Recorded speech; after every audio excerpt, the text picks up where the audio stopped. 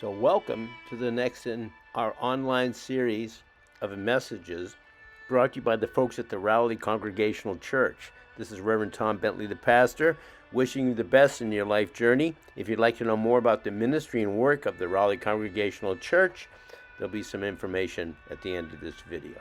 So thank you for spending time with us.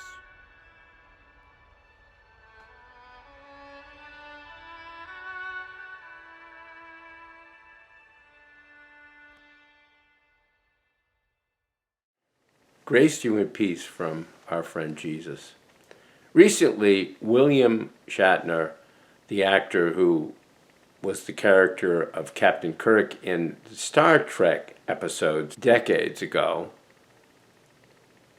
was shot into space for 10 minutes. He was the oldest person in space to date, 90 years old. He came back a transformed person.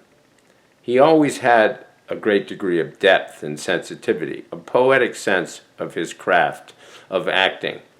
But he came back in tears. He was overwhelmed by a vision that he had had from the space capsule. He looked out the window and he saw this frail Earth, and he had a deep sense of sorrow because he saw its vulnerability. He saw the darkness above him as this force of unknown threat, and then below him this light of the earth, which, as he mentions in his comments, this light is fading a bit lately. The earth is not as bright as it used to be, literally, because of what's going on its surface, which is there's a species of life that's out of control. And he felt the sorrow and the pain, but he also felt the connectedness. This understanding that this earth is very much alive, and we are alive with it and in it. This vision is the human vision of connectiveness, which brings us to an awareness, a high level of consciousness and sensitivity to the life forces around us. And when we're in that place, we can no longer see the earth as our personal property to be consumed or damaged or abused. This is the place where the love of creation can save us. The Bible is filled with creation stories, particularly that one in the Garden of Eden, where the two naked human beings ran off in confusion, feeling the threat of life around them. That is just the beginning of the creation story, I suggest. A story of equivalent power and necessary to be manifest more in our own time is the 38th chapter of the book of Job. Job has had some bad things happen to him, and he's desperate, so he brings God to court, in effect. He files a lawsuit in complaint. He wants an explanation, and God says from the whirlwind, from this force around God, God says, "Who is this that darkens counsel by words without knowledge? Gird up your loins like a man. I will question you, and you shall declare to me, where were you when I laid the foundation of the earth? Tell me if you have understanding." This moment of confrontation by the divine force in the universe, showing us the frailty and the power at the same time of this earthly space upon which we dwell and have our being. This is a moment of seeing creation. The poets and the mystics call it the vision of the Dame Kind. It is a transformative moment that left William Shatner in tears. He couldn't even talk to anybody when he got out of the capsule. He was shaking, and he was so grateful for the moment to see life in its fullest dimension. And he wished later in an interview with Anderson Cooper that poets and writers and even other scientists could be sent to space as soon as possible, because once they had this transformative experience and could at least attempt to share it with us, we would be perhaps made whole as a species and stop being this parasite upon the breast and the face of this beautiful creation that is ours to be within. We are connected. This is a biblical understanding. However, we've used the Bible to beat creation to death as a bloody thing for our own consumption. This must come to an end, or we will come to an end. We are at a crossroads.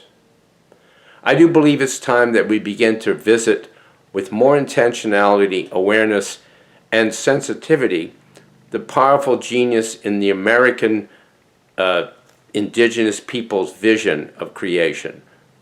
The indigenous peoples have universally, in their relationship to creation, an understanding that they are very much part of it, not separate from it, and that influences their understanding of life and of death.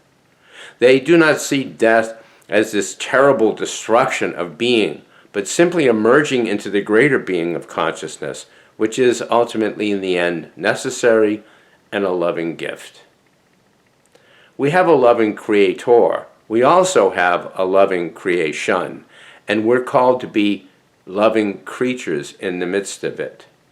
There's a number of people who are writing right now from the indigenous tradition. I'd like to turn to a writer who is really a teacher for all of us, Sherry Mitchell. She speaks of an event in her life, a powerful event, which each of us can have, and we don't have to go up into a spaceship to experience it.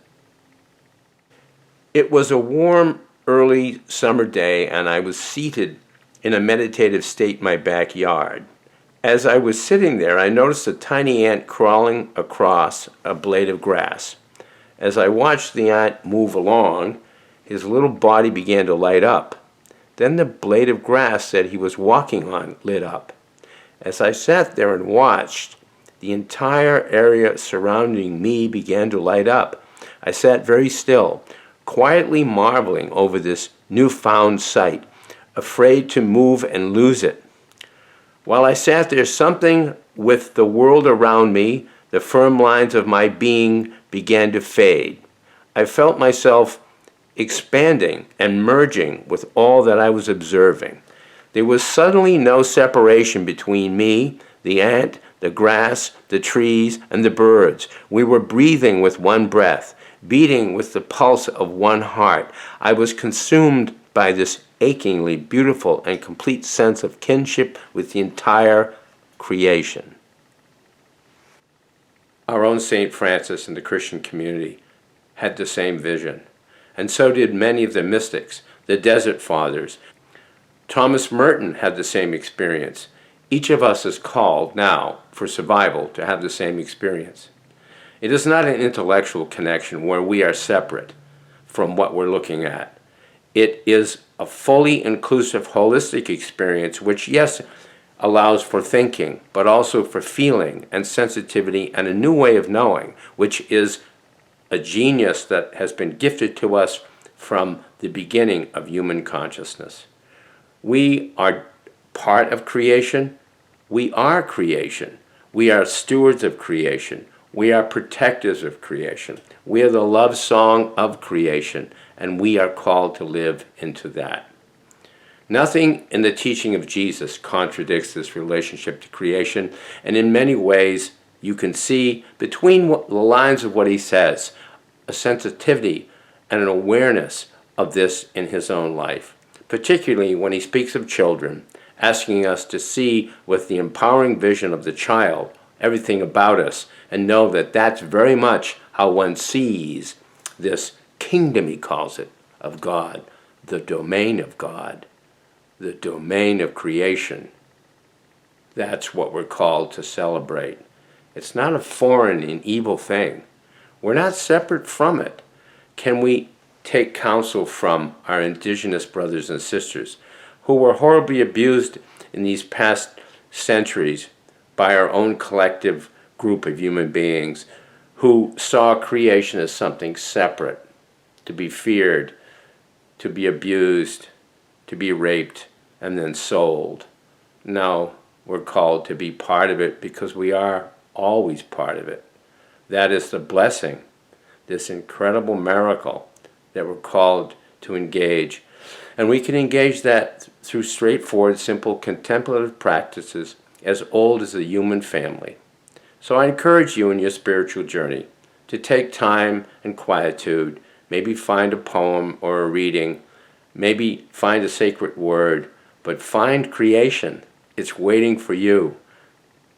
It's asking you, see and belong, see and be healed, and see and be part of the saving grace of God to ensure that we continue on in this blessing of creation. So through Jesus, amen. So thank you again for spending time with us. If you'd like to know more about the First Congregational Church of Rowley, you can go online at firstchurchrowley.org. And of course, we'd always like to hear from you. You can call us anytime at 978-948-3993. So blessings and peace in your journey. Thank you. Goodbye.